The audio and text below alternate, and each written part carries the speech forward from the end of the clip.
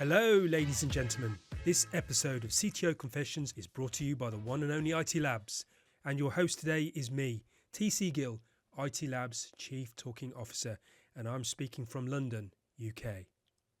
So, Andreas, welcome to CTO Confessions. It's great to have you on board, sir. Thanks. My pleasure being with you. So tell us a little bit about yourself. Who are you? Who do you work for? And what do you do? So my name is Andreas Westendörpf, and I'm the Chief Technology Officer of Emma, the sleep company. I've been with Emma for a little bit more than 3 years as a CTO. And before that, I was CTO and Managing Director of a property technology, a PropTech company embedded in a larger real estate company. And before that, I was in Zalando in the online fashion space. And before that, almost 10 years as a technical consultant and a management consultant, but essentially, by enthusiasm and by background, I'm a software engineer that happens to be a technology leader these days. Fantastic. That's an interesting journey, Andreas, all the way through your journey into bed. Emma is a bed company, which I thought was absolutely fantastic. So Emma is an e-commerce company that has very strong portfolio of products that we are improving the sleep of our customers with basically every single night. And getting those to deliver to our customers is a priority to us, but also and even beyond the pure e-commerce play, Emma is a place where we really take sleep seriously, and we even have a team of sleep scientists, so neurobiologists working and researching about sleep and making sure that the products that we create and that we sell to our customers are actually the best in the market and are indeed improving people's sleep. Excellent. Good. I'll have to look them out. Some help with my sleep as well. And I also read that you're involved in this organization called MACH. The MACH Alliance, yes, indeed. So basically, as the MACH Alliance is an industry association that was founded a couple of years back, and I think it was in 2020, about bringing the technical principles of microservices, API first, cloud native and headless, so MACH, to e-commerce. And while the concepts themselves are not necessarily new or groundbreaking in any way, because those have been around for decades, as a software engineer, I'm happy that those finally enter the area of e-commerce and make those old solutions that were used since the late 90s and early 2000s obsolete and replace them by software that is better maintainable, better scalable, and also more flexible to rip and replace. Yeah, fantastic. I get the actual purpose of the organization and what we spoke about. We spoke a bit about this offline. So why do you think it's important, the stuff that MACH does, the MACH Alliance does? What, from a tech leadership perspective, is good to know? Well, the MACH Alliance brings the topic of good architecture, of good software engineering, and of technology product management to the boardroom. That is important.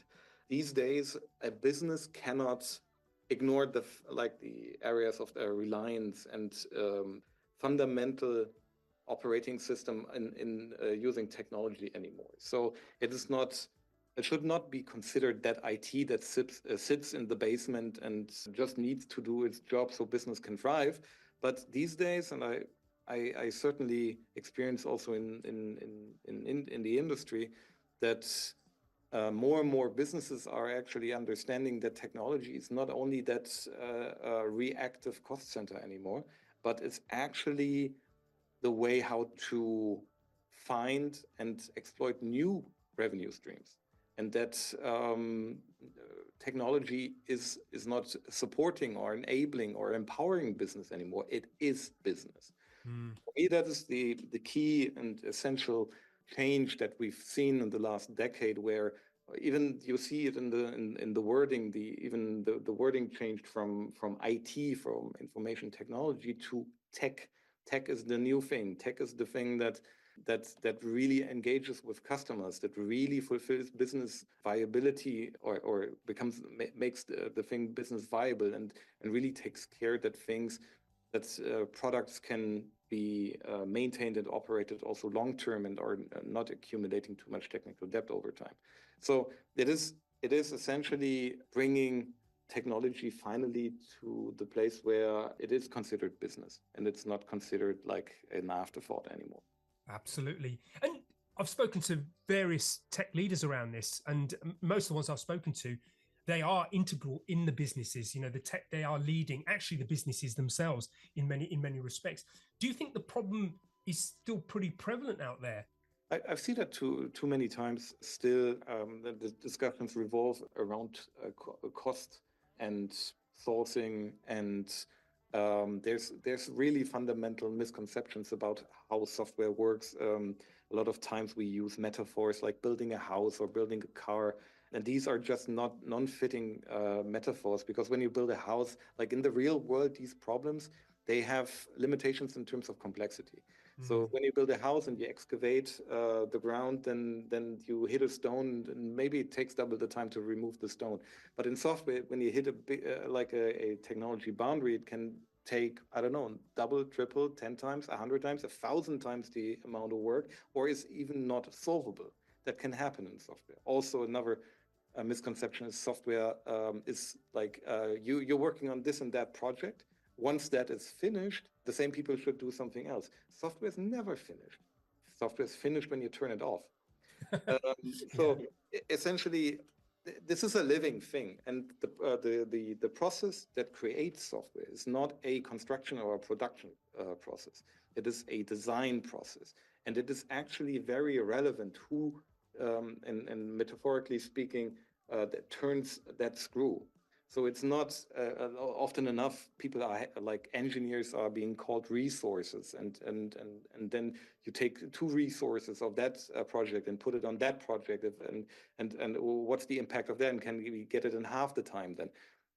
And it doesn't work that way. It's like software is fundamentally different than this, like things that it is compared to in the real world. And it is important to understand that, and this kind of empathy from non-technical areas towards technology, I believe this is, and this is kind of my mission, is to create that empathy. And it's actually also both-sided, because I saw too many times also that technologists also like the corner that they are put in. They kind of get very comfortable sitting in that corner and being asked for stuff that they and only they can deliver. So also here, there's change necessary, because when technology shall make an impact to a business, it is imperative to understand what the business actually needs. And this also needs empathy from the engineers, from the tech people. Otherwise, they will not understand the problem. And we've seen in the past often enough how well-intended solutions of engineers ended up solving the wrong problem and being of no value after all. This is why Agile came along. So essentially, there's a lot of empathy that needs to be built from both sides, and I believe this, and this is what I'm passionate about. This is why I love doing this job, is to see those problems and bring people together. And we have all those not only brilliant technology today, but we also those excellent tools and methodologies to work together. And if you use those in a lean way, you can get things done pretty swiftly. And it's not always like waiting for the sprint in July, or the sprint next, I don't know, where we deliver something that you need. It is actually something very manageable if you are not dogmatic about the frameworks you use, but are stringent and aligned on the goals that you want to achieve. Yeah. So my curiosity around this, because I think this is a really important topic. First of all, delivering what's actually needed out there, not delivering what you think is needed out there. I think I totally agree with you. I've had many experiences working with teams where that has been the case. How do you solve it? What's your approach to make sure that you do get that alignment and engineers do understand that we're working on a real problem that's going to create a real outcome in the real world? A good amount of it is a learning. It is learning of everybody involved. And the way you learn fastest is getting yourself out of your comfort zone. So what I've seen in the past is that best results and the strongest learnings of individuals we had on certain projects, initiatives, or on product development is if they go out and try to understand firsthand from their customers, from their stakeholders, what is needed and what and how these things work. A software engineer might not code for 3 months, but go on requirements gathering and collection. And some of them will say, no, that's not my job. I'm here to code. But this is the wrong mindset. And that's like this functional siloed mindset is not the one that will create the 10x results. And this is exactly, I think, those people that can really excel and can really leapfrog ahead in productivity, but also in business results, are the ones that are showing empathy, are not dogmatic, are not becoming, or are not very ego-driven, and actually empathize with their counterparts and understand both sides here, right? So also the business empathizing with the complexities of software and trying to understand and not blocking. This is technology. I don't need to understand this. We have people for that, but really trying to understand, like from both perspectives, the other side, and then having those people working. And that's where basically our job or our function as management and leadership comes in, creating structures where these effects can occur on a daily basis, like creating team structures, topologies, creating collaboration models where this can happen, and going away from this very functional setup that we had in the past. I totally agree that techies need to understand the business more. Okay, we've had that conversation offline, and you can mention it here. And also business understanding techies, because I think there is the wrong image around what it takes to develop software. It's really complex stuff, and it can get very complicated very quickly. And I've always found it interesting how we, I guess, train management and leadership that aren't techies to understand the complexities and the challenges that we have. You kind of made the analogy of a big rock that they suddenly find in the ground. You know, when you're building a house, it's not simply just kind of picking it out. Sometimes it is literally a blocker. It is like, that's not where we're going that way. So any advice as to how you can get leadership to be more appreciative of the complexities of the tech world? Make it understandable for them. Try to not sell, but create transparency about this. It is, I mean, if you have a trusted relationship with your peers on that level, then they should also understand that, or be able to accept that in software development and tech product management, there is a high degree of unknown unknowns. And the way we deal with this is applying agile methodologies to make unknown unknowns known unknowns, and known unknowns trivial facts or trivial. So decrease the amount of uncertainty and of complexity while you work on it. What you cannot expect techies to do to extrapolate this and have foresight over 12 months, 24 months, 36 months. That's not that's impossible, because that's not this is a process, and you create a certain planning horizon, and that is hopefully somewhere between 6 and 12 months. But you going beyond that is actually a lot of guesswork. So the certainty decreases dramatically, also not linearly. So what you can create and what you need to do is have a relationship on the leadership level that appreciates the function, that understands what they can ask and demand, and where they also can contribute, and what not. That's the important part. And to a certain extent, demanding commitment for things that are unknown is just a waste of time. Yeah. We can think about, we have ideas about the future, but to demand certainty of so complex things is just waste of everybody's time. So create transparency about that, about what you're working on next, and the findings that you have along the way. And also, it's not always, because this might kind of sound like a bitter pill for like the non-tech functions of a company, but also a lot of times, and I've seen that just recently again, progress is also becomes non-linear in the good way. So sometimes progress stagnates for very long, and then exponentially you're hitting the bar and you're achieving your goal. And this is something that happens in technology more often than you would think. So yes, there's a lot of groundwork to cover, but the last 5% are not the hardest one, but the fastest one.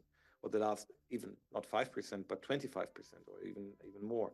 We recently saw that in a project where we were working on basically all the fundamentals to be built for a year.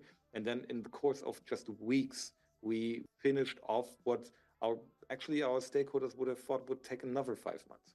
And so you can also make nice surprises, and sometimes you need to shed some light on that and make it transparent. These non-linear behavior in technology projects, but also product development, is important to explain. Yes, absolutely. I was smiling then as you were describing that, because I've myself been involved in projects where we spent a lot of time upfront investing on some of the topics that you described actually in the MACH Alliance, good APIs, good separation, good abstractions, and good architecture. And that investment then turned into a very adaptable approach going forward and very quick deliveries.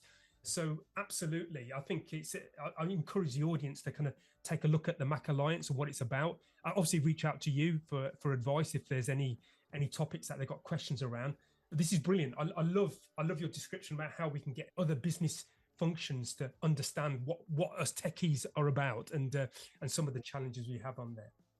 So Andreas, okay, I'm really fascinated also with the way in which companies are structured and the organizational setup and how that creates either a success or a hindrance to creating certain tech approaches.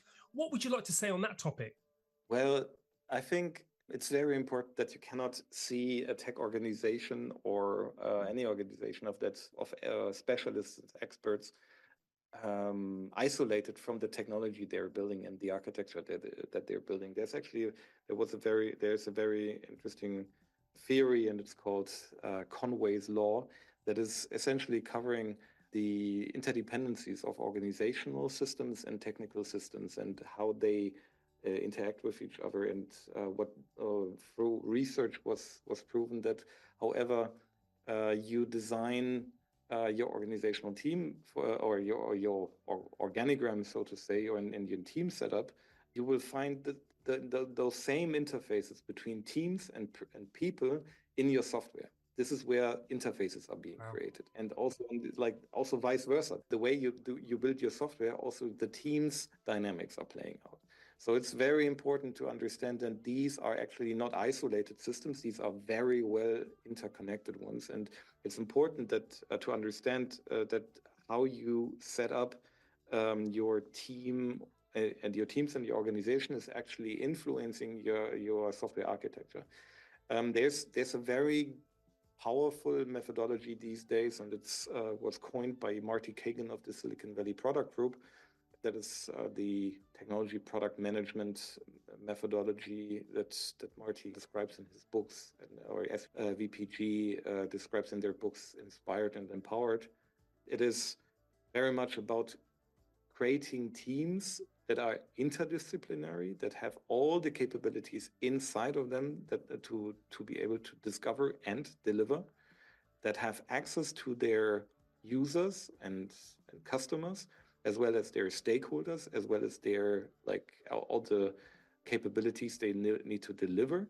And those are the teams that actually create the best and the products that we all use that are dominant right now. I mean, you can think of the Netflixes and Spotifys of the world, and this is exactly how these products are made. But it is essential to use such a setup to decrease the waiting states of those teams, and people waiting on each other is the most deficient and dysfunctional thing that you can have in a company. And what I see too often is that we try to rally people around functions and like skills rather than a common goal. And that is what this tech product management describes, and what I also found super helpful as a new model to integrate and what is called empowered product teams these days. And this comes very, very well also together then with this idea of Conway's Law, because the way that you build then the teams is also creating very, very solid and very decoupled software architecture that again is following principles, for example, that we have, for example, in the MACH Alliance. So it all like comes together quite nicely. Yeah. You can maybe I'm sounding a little bit too enthusiastic about the topic, but I mean, this is why I love my job. This is because it all makes sense now. Go away from that feature factories. We go away from treating people as resources. We go away from all those misconceptions. If you've ever written software, you don't want to be considered like somebody who doesn't think but just like translates natural language into code.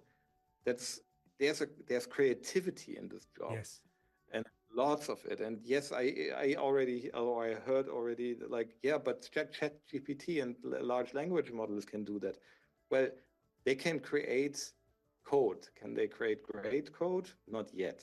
Can they, and also novel solutions? Hard for them. They're brilliant in guessing the next letter, the next character, the next word, or the next piece of code. Yes, but also they will replicate all the mistakes that they have been trained on. In that sense, I'm just trying to create understanding and to somehow be a translator between the worlds here, to create a better environment to create software. Brilliant. A fascinating topic. I'd love to dig deeper into it because I think you're absolutely right. The way we set up our organizations has a direct impact to how we approach the solution that we're creating. And yeah, maybe we can do another podcast on that, the whole kind of Conway's law, and exploring that deeper. I've heard of it myself, but I don't think organizations look at this stuff. They kind of see them as soft topics or interesting topics, but actually they're really impactful. They have a huge impact on the outcomes that come about. So Andreas, I'm going to ask you I'm going to put the spotlight back on you now as the individual, as the tech leader, okay? We've had some great, interesting topics around some of the work that you do, but how do you roll as a leader? What's your style? That's my style. Well, I deeply believe in intrinsic motivation, and giving and again a good read, Daniel Pink's Motivation 3.0, the book Drive, great read. And I try to actually create an environment where intrinsic motivation can thrive. So to give people autonomy, give people space for mastery, give people a shared purpose that they work towards with, and then let their creative process do the rest and do their best work. So that my goal is creating a space that can actually foster this. I still also, I mean, as a software engineer, as an architect, I have also like opinions on certain like designs. I also saw trends coming and goings, and I like to be part of that conversation. So I'm not only like a facilitator and conductor. I also want to give guidance on such topics, and that I find important. These are more on the architectural side of things, because these things end up to be either blockers or enhancers of business. Because again, we're not doing technology for technology's sake. We're doing it for a bigger purpose, for in most of the cases for a business. So we want to reach those business goals, and we cannot shy away from making the goals of the business our goals in technology. That is important. And I've got a follow-on question here about you and some of the challenges you actually face in your day-to-day work. What's the things that keep you up at night, Andreas? Yeah, well, I mean, those topics change over time. What I've seen in the past, what kept me awake at night and sometimes working at night, is if you sit on technology debt for too long and you are not able to address it correctly, then you are sitting on that time bomb like constantly, and you don't get a real good sleep then, and too often also need to get up and rally some people to fix it, right? So that's something. Operational risk is something that you don't want to have. That's just causing bad sleep. If you're beyond that and you have established something like a solid foundation that your business relies on, then you can think about the more, and these are more pleasant nights where you still think, but you're not worried. And then what keeps you awake at night is how can I actually make an impact, and how can I create some business value in the easiest way possible. And these sometimes are just, I mean, one of the learnings is sometimes rapid experimentation is just worth it.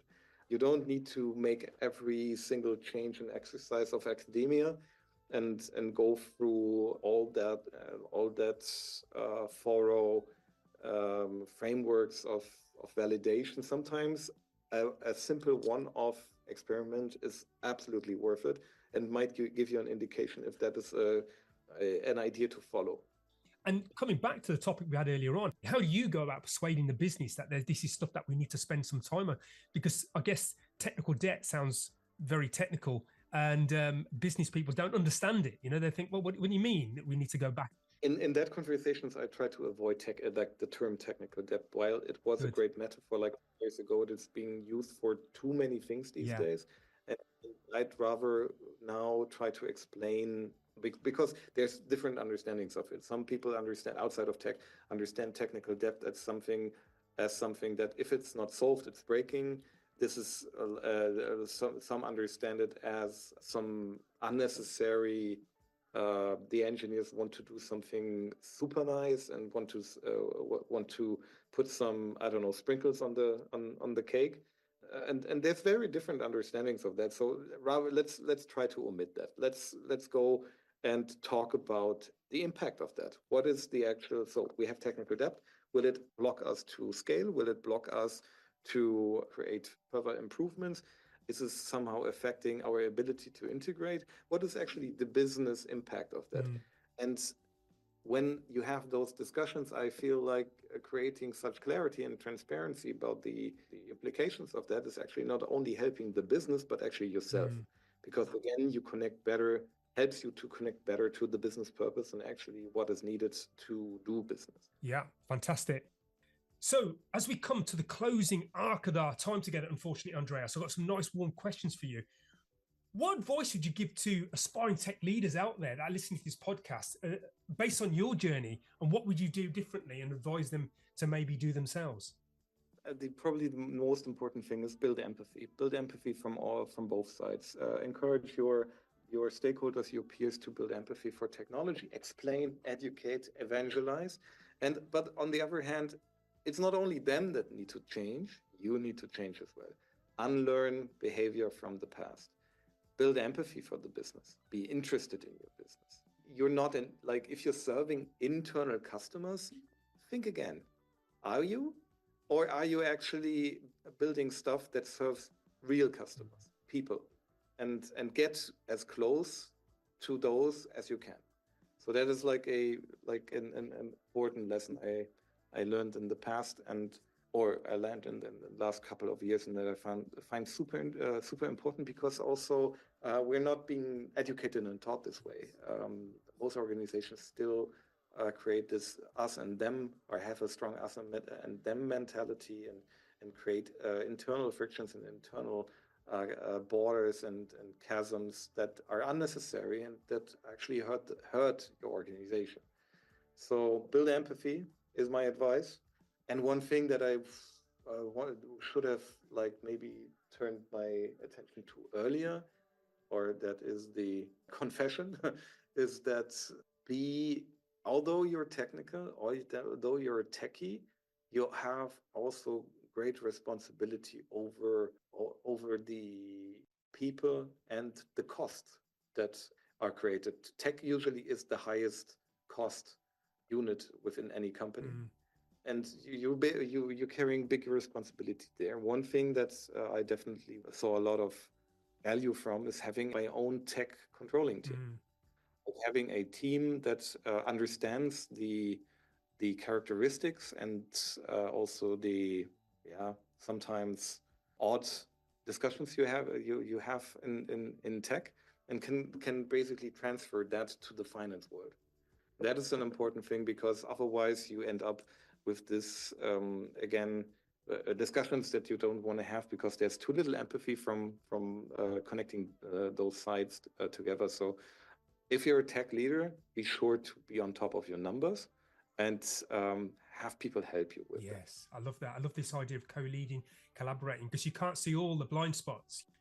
So following on then from this advice to our tech leader audience out there, especially aspiring ones, any books that have helped you along your journey, or any films or any other artifacts? Well, podcasts are good. Yay!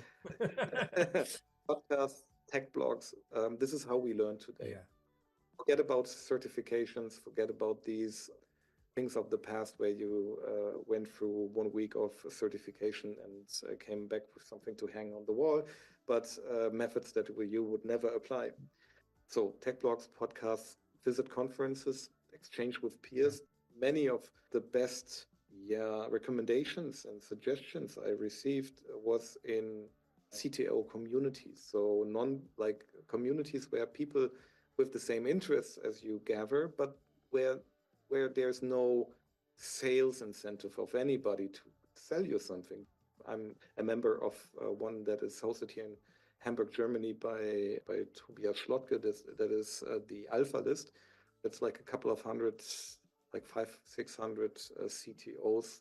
And it's a Slack space, and you have a question, you ask, and you get not only brilliant answers in very short time, nobody's selling you anything, but also sometimes people would jump on a call with you and discuss because they're interested in the topic. No other interest, no strings attached. And that's super impactful. And as a tech leader, having such a network where you can ask also difficult questions, sometimes also about people leadership, is important to have. If it is about books and what to read, I mean, I already mentioned Marty Kagan, Silicon Valley Product Group, the books of Inspired and Empowered, Daniel Pink, Drive. Yeah. What else? Build was the recent one I read. I mean, these are kind of the most important ones. Yeah, and reading and this reading and listening is basically how you develop yourself, how you thrive in this industry this day. And this is why I love this industry. We're so open about all our learnings, and all the tech blogs, they publicize their postmortems to an extent. They bring stuff out that is super impactful for everybody. Absolutely. And this idea of open sourcing your experiences is just, I mean, this is perfect. Being a techie myself, I get that. I get this openness and ability to want to learn. We're always adapting. And it's a complex space. So I think we need that support from each other, and we need to be more open to offering it and receiving it. So here we go, Andreas. I'm going to offer you a wish from the Tech Genie. Okay, the Tech Genie is here in the space, and he's offering you a wish. What would you wish for your industry, for your leadership, for your people?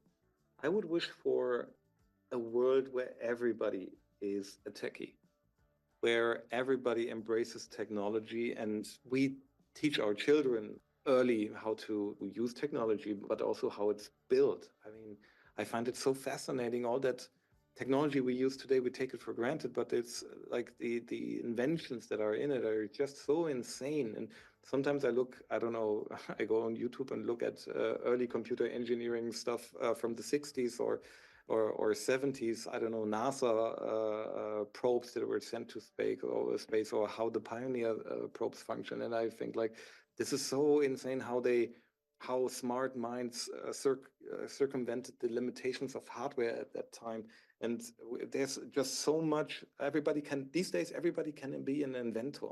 You don't need to be at NASA anymore. So options are limitless. If I would be granted a wish from the Tech Genie, it is for everybody to embrace technology. Also, because we have really big problems that we're facing, right? We need to embrace this because we need it to save ourselves and the planet. I mean, and the future generations will have that problem. So we cannot, even worse than we do today. So we cannot inspire them using technology to create a better world soon enough. Fantastic. Love it. Great wish. And I totally get where you're coming from. And it's interesting, actually, technology industry seems to be moving towards enabling that, actually. So kind of the wish is coming true with the no code kind of solutions and, all this kind of app dynamics and, being able to not have to be a kind of full-on software engineer to actually solve problems within the technology space. So yeah, I'm going to work on that for you as the Tech Genie. we're on it. Okay, it's happening. Great. And so as we come to the final full stop of the podcast, Andreas, what's your key takeaway that you'd like to leave the audience, our aspiring tech leaders and tech leaders already? What would you offer them? Build empathy and seek mentoring. Mentors love to mentor, mentees love to be mentored. This is just, I don't know.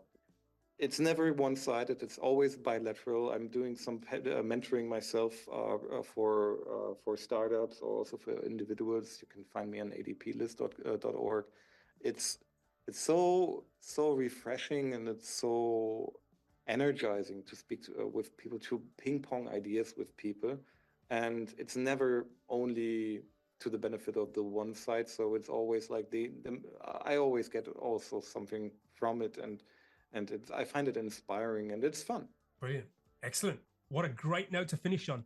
Thank you for your time, Andreas. It's been great having you on CTO Confessions. Thank you. It was my pleasure. And finally, remember to subscribe to CTO Confessions podcast and IT Labs newsletter, where you get regular tech articles and invites to the IT Labs webinar series. URLs for this can be found at the bottom of this page. We are consistently creating material to create, nurture and support a community of tech leaders. And of course, if you want to know more about IT Labs services, including our Teams as a Service service, please don't hesitate to get in touch. As mentioned in the intro, please think of us like tech leaders' favourite off-the-shelf service, providing agility, high-performing teams off that shelf with a wide breadth of skill and knowledge. Well, that's all, folks. Look after each other and keep safe. Wishing you all a good day or evening wherever you are in the world from all of us here at IT Labs. Live long, live well and prosper until we meet again on the next CTO Confessions podcast.